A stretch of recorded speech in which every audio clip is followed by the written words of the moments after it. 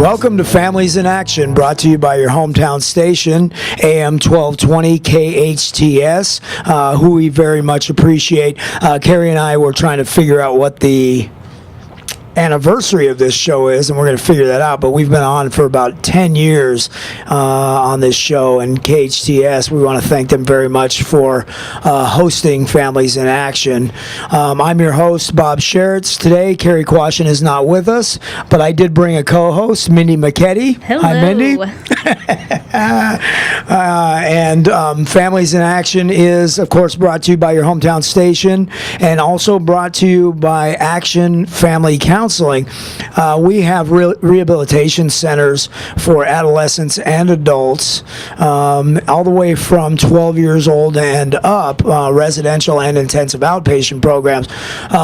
And it may seem a little young, 12 years old and up, but believe it or not, we get requests and we do assessments for even younger than 12. In today's world, 12 is about the age that we see a lot of kids start using. So we serve a population of Action Family Counseling in all of our facilities of 12 years old and up. We have treatment programs in 4 different counties. If you're listening, I'm not going to miss Las Vegas today like I do every week, right? We have 4 different counties. We have one in Kern. We have them in Kern County. We have them in Ventura County. And we have them, of course, in Los Angeles County. And we do have Action Family Counseling in Clark County, Nevada, which is Las Vegas. And Del Shalacy is out there getting that going for us. And it's been going for about 1.5 years now. And she's doing a wonderful job out there. We, again, have residential treatment facilities and intensive outpatient programs in like 12 different locations. It's also, Families in Action is also brought to you by Action Parent Teen Support Program. Action Parent Teen Support Program is free in our community, in many different communities, but we're going to talk about local Santa Clarita. It's a free support group for parents and their teens who are going through rocky times, stormy situations, having some adverse stuff going on at home and in school. Teenagers act out in many different ways. It's not always drug and alcohol use, although that is our primary focus. They act out in many, many different ways, including, grades, performance at school. Sometimes there's kids with gang activity, anger issues, and different types of acting out. So our parent-teen support programs are not just for drug and alcohol use. They are for all kinds of teen and parent issues. We have those in 2 different locations. English speaking at Canyon High School, Tuesday nights, 7 to 9 p.m., and that meets in the AA building. So everyone is welcome to come to that. We also have it in Spanish-speaking Parent-Teen Support Program at Hart High School, and that meets in the library, and that again is Tuesday nights, 7 to 9 p.m. Every week, I do those announcements to talk about who sponsors Families in Action, and I think about all the different stuff that Action is involved in and all the different stuff in our community, and we really have this idea that it takes a village, and everyone in our community in Santa Clarita is really working together to help anyone who has issues, not only with drug and alcohol stuff, but other issues as well. So when I talk about Action and Action Family Counseling and the Parent-Teen Support Programs, I'm also talking about our involvement with the Sheriff's Department, our involvement with the City of Santa Clarita, our involvement with school districts and other organizations.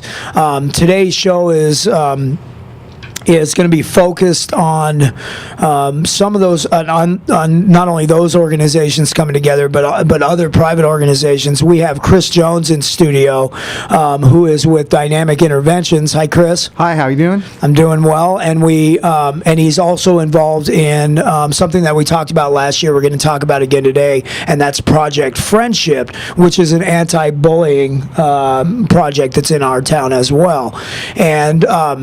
And so school is coming, and I can't believe summer went that fast. School's coming again.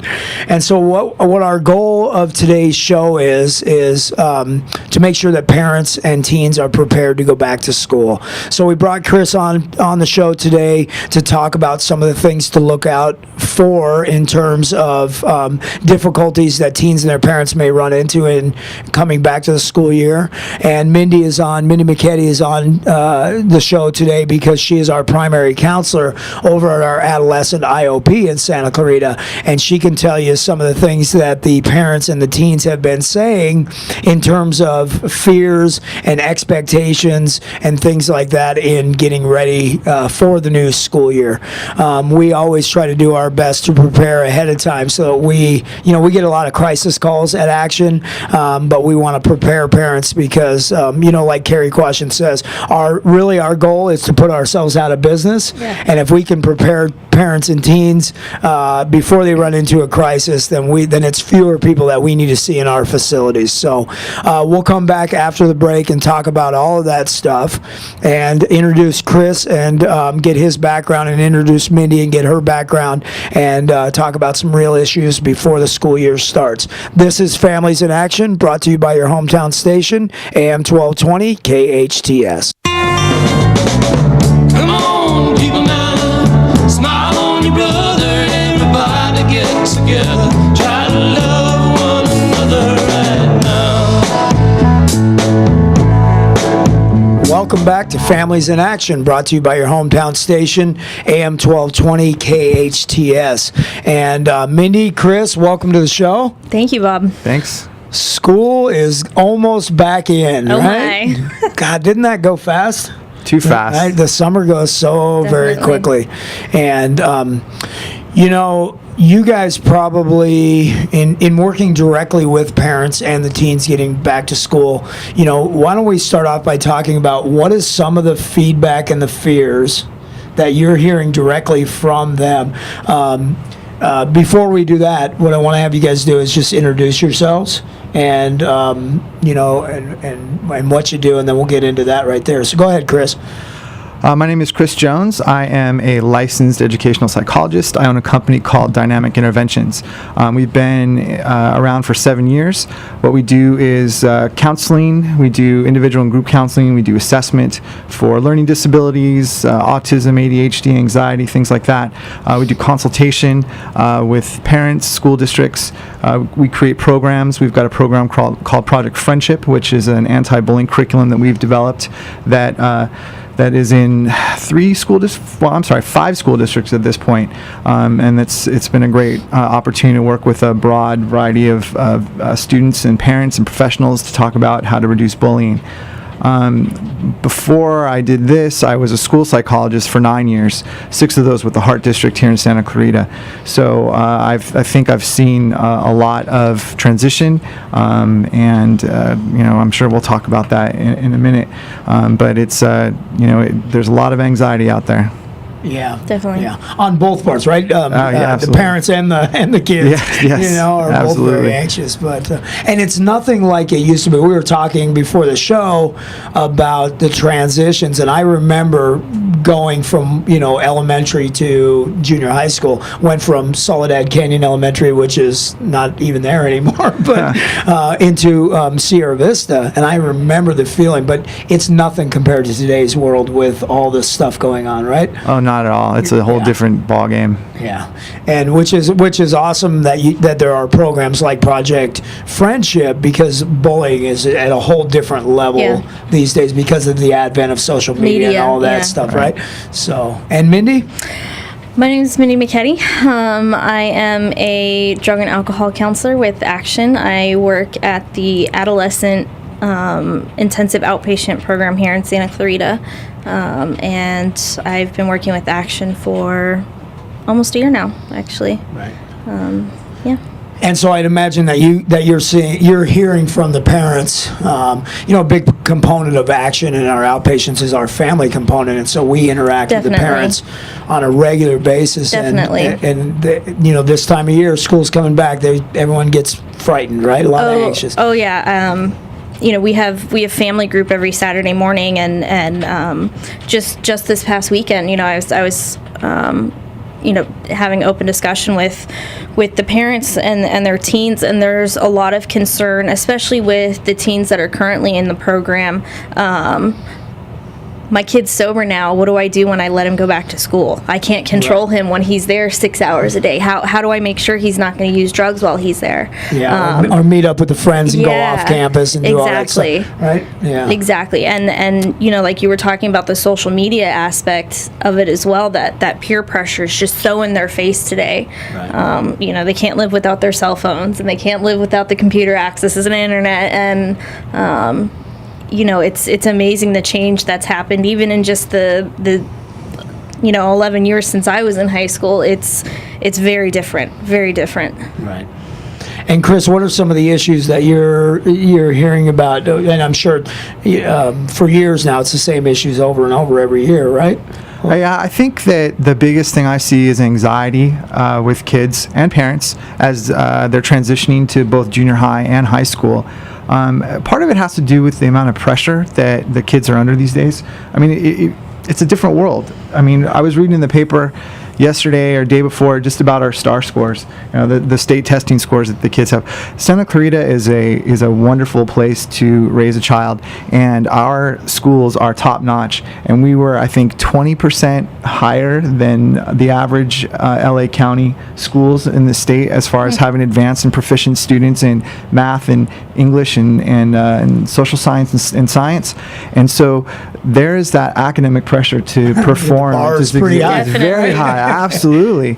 And so, parents want their kids to do well, so it's hit the books. And then we've got so much overscheduling that goes on. I mean, I say this, but I'm also guilty of it too as a parent. I have a 6th grader and a 4th grader, and they're, going to soccer and karate, and they're doing lacrosse and swimming and all of these things. And so we've got them scheduled every minute of the day, and we forget that kids just need time to kind of relax and chill out and just be kids and have free play. Definitely. And yeah, so we see that as, part of trying to get them to be, to be members of society and be successful, but then we have to balance out what we're doing to them as we're forcing them to go through all these steps. Yeah, and from our perspective, a lot of the issues are very similar in the sense that as just family time and relaxing time and spending real quality social time is lacking in a lot of the homes of the teens that we work with, and so we try to add that to their family dynamic as well. So we'll talk about some other issues and then get into some solutions after we come back from this break. This is Families in Action, brought to you by your hometown station, AM 1220 KHTS. Come on, people now, smile on your brother, everybody get together, try to love one Welcome back to another. Families in Action, brought to you by your hometown station, AM 1220 KHTS. And if you're just joining us, we are preparing kids and their parents to go back to school. Yes, it is that time. We're almost back to school again. I know that this week is registration at some schools, and it's starting back up next week.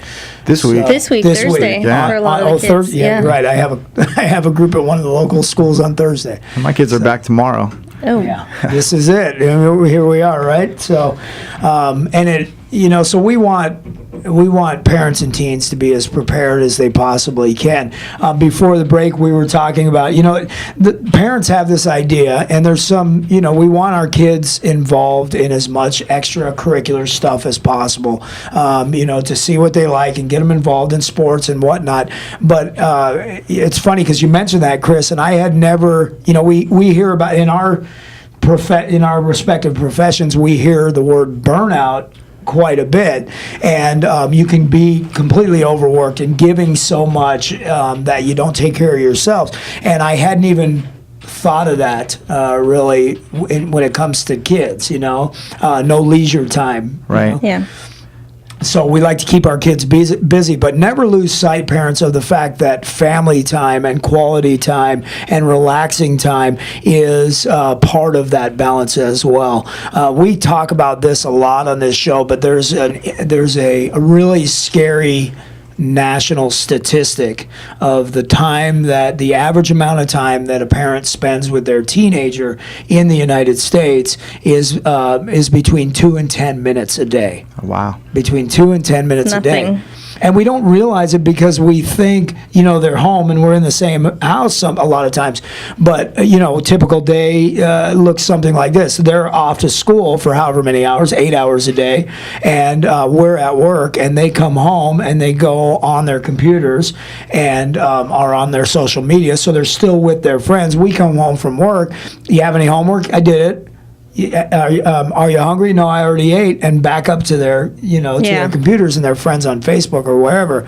And we lose sight of the fact that we need to spend that quality time. So, Turn off the video games, turn off the internet in the house. yeah. Is that something, Chris, when you're working with families inside of your dynamic interventions, that's something that you really, really promote with them? I do. Yeah, we really promote family time. It's important. When I do any sort of parenting classes, we teach parenting classes with the city of Santa Clarita all the time. One of the things I say is that, you need to kind of disconnect from the media and just interact as a family. And sometimes, families are very scheduled. So I say, great, if you're a scheduling family, schedule in some family time. Schedule in that Friday night game night or that Saturday picnic or something or whatever is going to work for your family so you can reconnect with people. And what I find too is that with kids spending so much time playing video games and on the computer is that they get frustrated, and I notice it with a lot of my clients, even with my own kids. If they spend 2 hours playing video games, when they're done, they're agitated. They're on edge, and so we have to pull it away, and then they'll be like, oh yeah, okay, they relax again. So I don't know. I'm sure that there's research out there to talk about it, about how all of the social media and the computer and just the instant information is changing neurology and brain chemistry. Oh, I'm sure. I'd be fascinated to read about that stuff because I'm sure that it makes a big, big difference. Definitely. We do the same thing in our family groups, scheduling wise. Right. Is I tell them, here's one of the families if you guys want to start to form a relationship with each other, a real, true, emotional, connective relationship. What you need to do is you need to commit to spending time in that, just like anything else. If you want to learn something, you have to commit time to it. And I steer away from the idea of, if we have time, let's go do this weekend. I go, no, get out your calendar right now, and let's all commit to whatever. Thursday, 5 p.m., we're going to spend an hour together. Every Thursday, whatever it looks like, right? Sure. And have them do that. And it's amazing. I'm sure you see this as well, but the sort of fight that we get from parents and the teens. I'm too busy, we don't have time, or the lack of commitment. But when you do get a family to commit to that, in a very short period of time, the results that you see just spending time together, right? That's important. Yeah, very, very important. So, transitioning. That's one of the big issues that I hear, right? We're going from one school to another, one grade level to another. What do you hear from teens about that?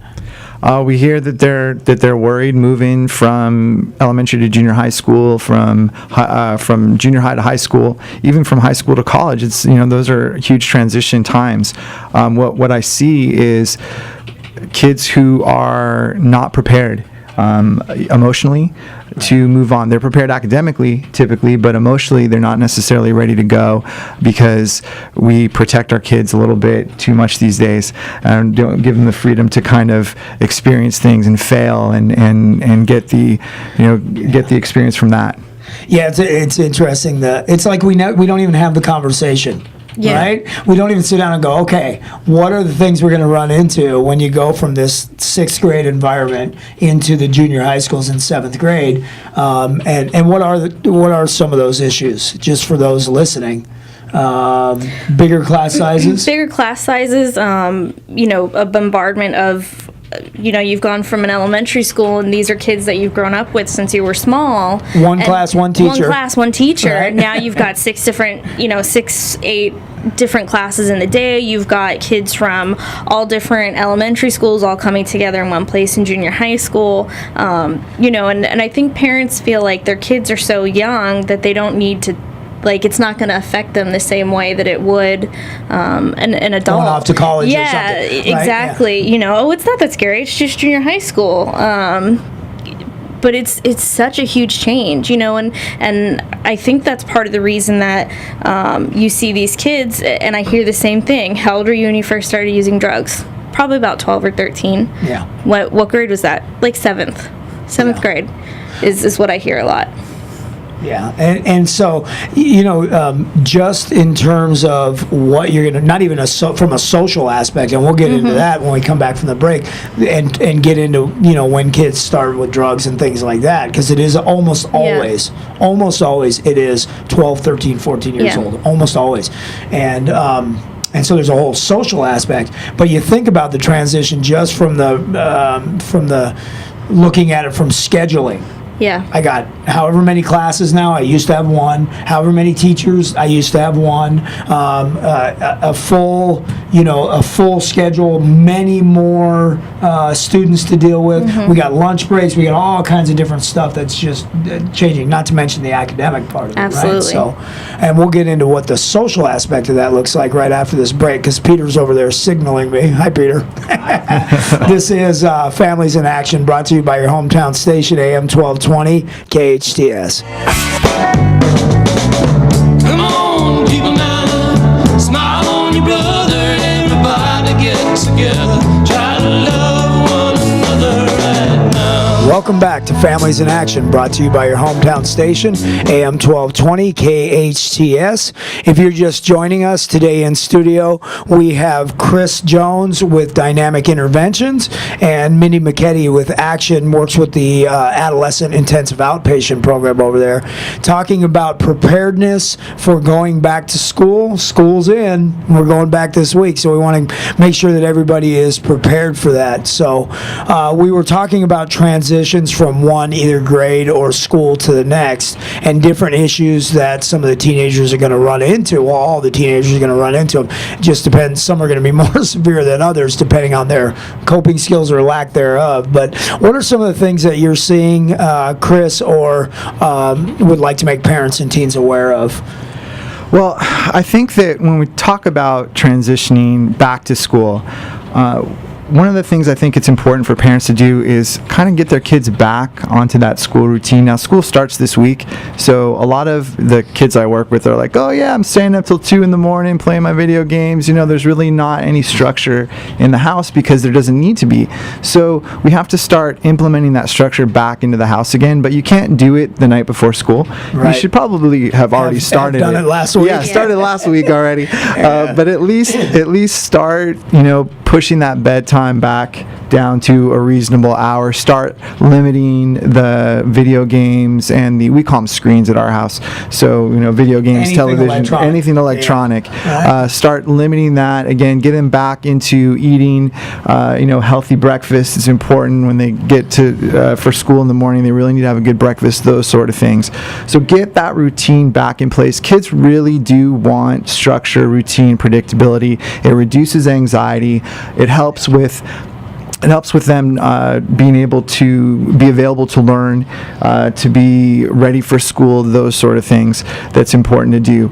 And the other piece, and we were talking about this during the break too, is about communication, making sure that there is open communication with your kids. Now, we all know that junior high school kids and high school kids love talking to their parents about all of the things that go on in their lives every day.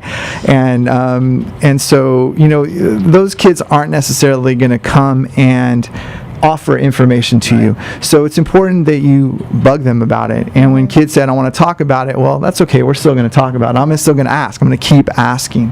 And there's lots of different ways to help with that. If you have the ability to do it, be the parent that drives the carpool.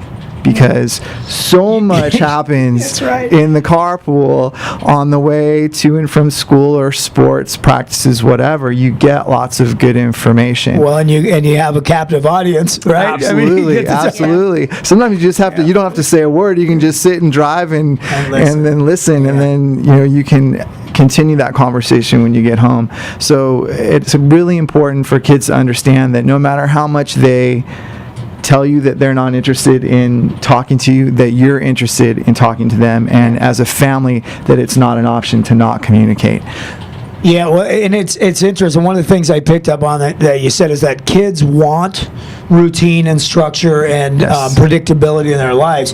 And we get at our parenting and at our rehabs, we get kids that are way beyond crisis. By the time they admit to us, and it's amazing that some of the most so-called out-of-control behavior and out-of-control kids, they spend a couple of weeks in our facilities, and we implement that structure and that predictability and get the parents back in and communicating on a regular basis, and they just immediately prosper. They're like, I love routine. I love knowing what's coming next. I love the predictability. I love being able to talk to my parents. So I can't say enough about that. Certainly, that predictability and Yeah. that being the parent. And the what Chris was mentioning about not just the night before school's coming back in, but a few weeks before, start to get that schedule coming back to them, get the bedtimes earlier, take the computers and stuff away. All of the kids I have in the program right now have been having this issue. They come in, they're tired, they've been up all night, they sleep in until 1 in the afternoon, and yeah, right. and their parents are like, I don't know how he's gonna get up and get to class at 7 in the morning. He's got the first classes at 6:55 technically, and I don't know how he's gonna get to school. It's like, well, then you got to start laying down the law and getting him to bed. Making sure he gets that rest. It almost is. It's almost.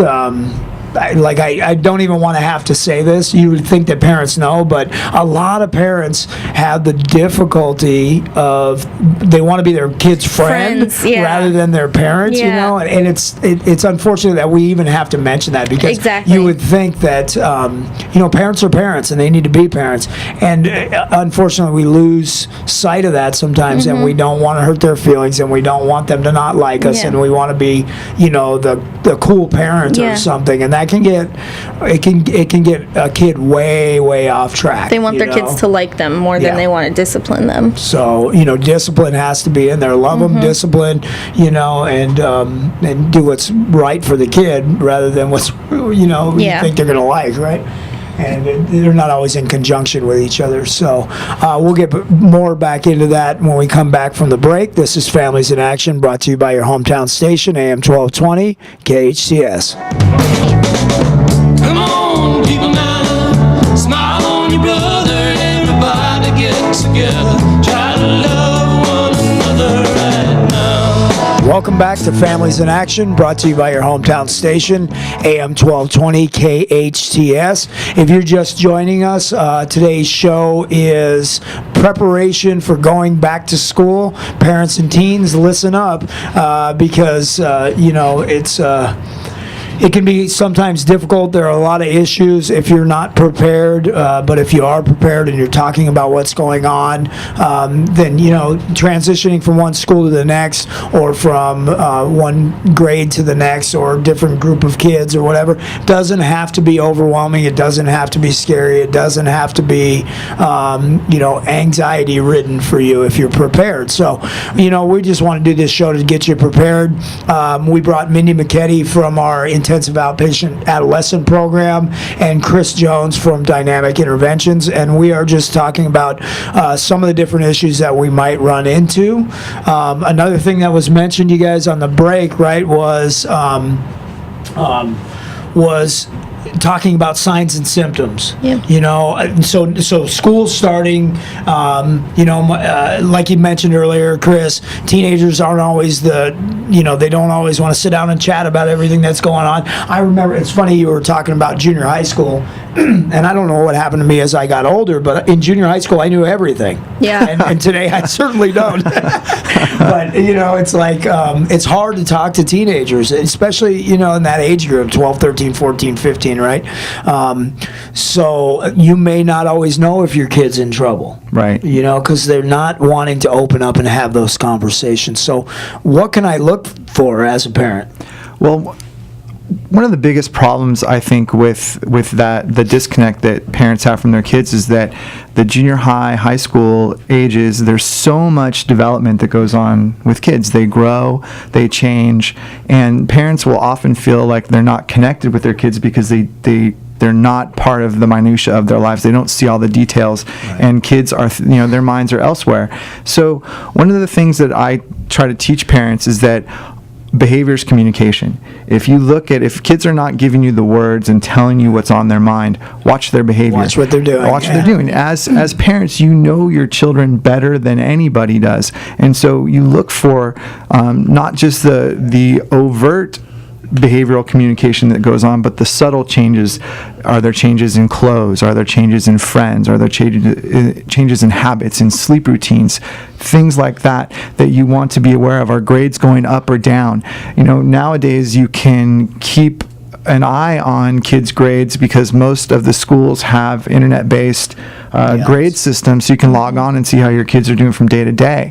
So you don't need to wait until the quarter or the semester to go, what happened? How come those grades are low? And then find out that there's been all these negative things going on.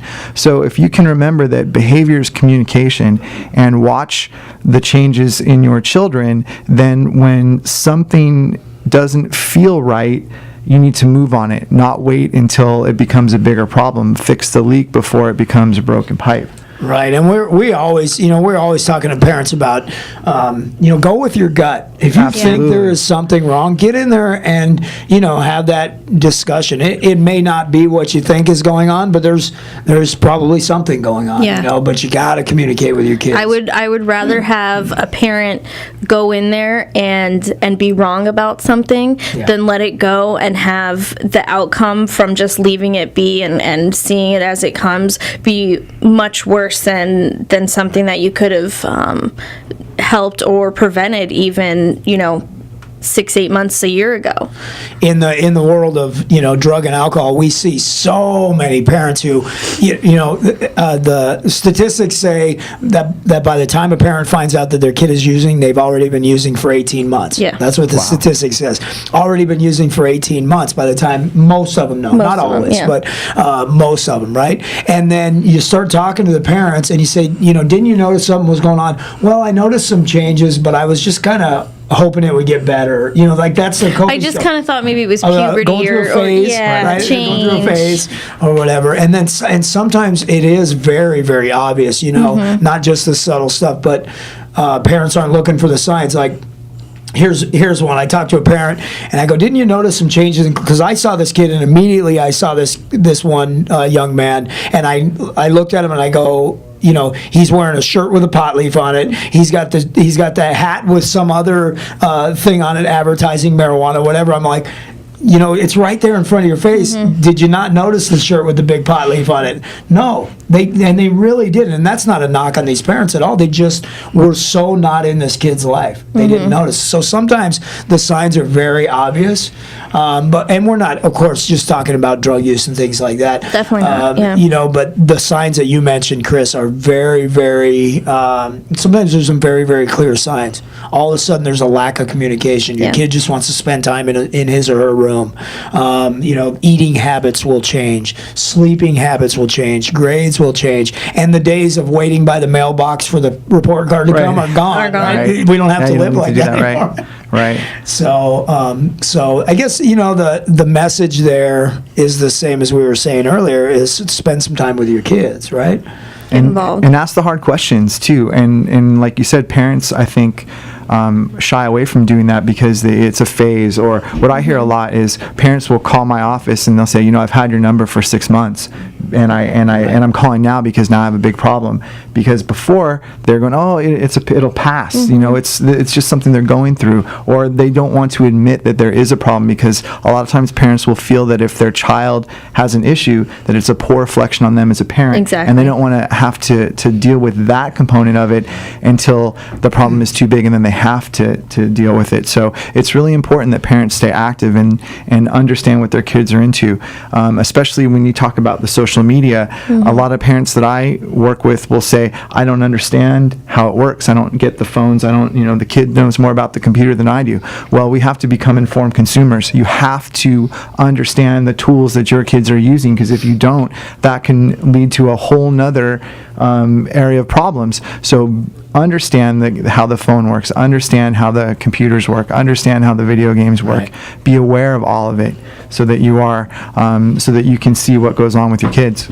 Well, and I see, I'm seeing a lot of sort of teachable moments in those, in that right there too, and we can talk a little bit about that when we come back after the break. I want to talk about dynamic interventions and give some numbers out there, and we'll sort of wrap this up because we're coming to the end of our show. So this is Families in Action, brought to you by your hometown station, AM 1220 KHTS. Come on, people now, smile on your brother, everybody get together, try to love one another right now. Welcome back to Families in Action, brought to you by your hometown station, AM 1220 KHTS. And you should hear what goes on at the breaks. I'm trying not to laugh. So if you're just joining us at the end of the show here, the big message is to make sure that parents and teens are prepared to go back to school. A lot of different stuff that we're going to run into. We've hardly made a dent at the transition, right, you guys? Definitely. But certainly we've talked about some of the things to look out for. New groups of kids, new scheduling, new stuff going on. Kids are very overwhelmed in today's changing world, and we as parents have not only the ability, but we need to find opportunities to sit and have conversations with our kids about what they are going to be facing. If I'm a parent out there listening right now, and I'm going, wow, where can I get more of this information? What are some good outlets for that out there, Chris?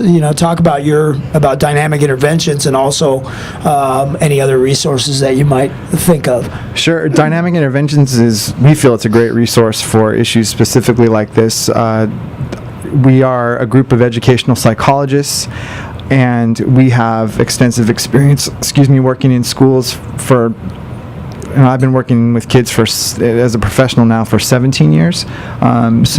We've seen transition through and through, and we definitely deal with that on a daily basis at our office. Our contact information, phone number is area code 661-257-1254. And if you want to look us up on the web, it's dynamicinterventions.net. We also have our website for our anti-bullying program called Project Friendship. That's at projectfriendship.net, and you can get all the information that you need from those sources. Repeat that phone number one more time. Our phone number is area code 661-257-1254. You can call anytime you want, and we will be able to help you guys out. Additional resources that we look at, Child and Family Center is a great resource for working with kids that are struggling with transition. Obviously, Action is the premier program in Santa Clarita for drug and alcohol abuse and awareness. In addition to that, there are great resources within your school. The SCV Youth Project is a great resource that we have here in Santa Clarita. But check with your school counselors. There's, in the junior high and high school, each building has counselors. Your kids are attached to them. They have a list of resources if you need help. Some of those are free or no charge based on the fact that they are provided within the school setting. So there's a continuum of services out there for kids, which is great. And to your point earlier, Carrie's mantra is we want to run ourselves out of business by doing the work that we do. And it's true. We also want the same thing. But then on the flip side, seeing how much service is available to kids and families out there today, on the one hand is great. On the other hand, it's unfortunate that we need so much of those services to help our kids. Right. Well, and there's also, you mentioned like parenting classes and things like that too. City of Santa Clarita offers that in their Seasons magazine. They do. have a lot of different opportunities, for parenting classes and things like that. Yeah, too. we teach a variety of those classes through the Foster Care and Kinship Program with COC. They partner with the City of Santa Clarita, and those are great classes, and they're free of charge, and they happen all of the time. And the nice thing is, at least that the attendance is manageable, so there's not 1,000 people that are coming to these workshops, but they're a small, intimate setting, and you have the opportunity to ask real questions to the professional that's speaking at the front. Okay. So we got about a minute left, a little bit less. What's the big message today, Mindy? Keep an eye on your kids. Don't be afraid to get involved. Get in their face if you need to. Don't be afraid to be the bad guy. It's worth it. Chris? Love your children. It seems like a simple concept, but I think that we get so far removed because of the minutia of life and all of the little things that go on all the time that we forget to just sit back and enjoy our kids. And if we just use basic, simple principles of parenting and loving your kids and being there with them, then I think a lot of these problems kind of go away. Yep, and that's that's the message, right? Is spend time together. You're not expected as a parent to know everything, but you and your kids can sit down and figure it out together. Exactly. And that's awesome. Those are teachable moments for everybody in that. So and talking about more tools, we have Alex Urbina's Life Leadership coming up next. An incredible show that you do not want to miss. Thanks for being on the air with us today, you guys. Thank you. Thank you. All right, this is Families in Action, brought to you by your hometown station, AM 1220 KHTS.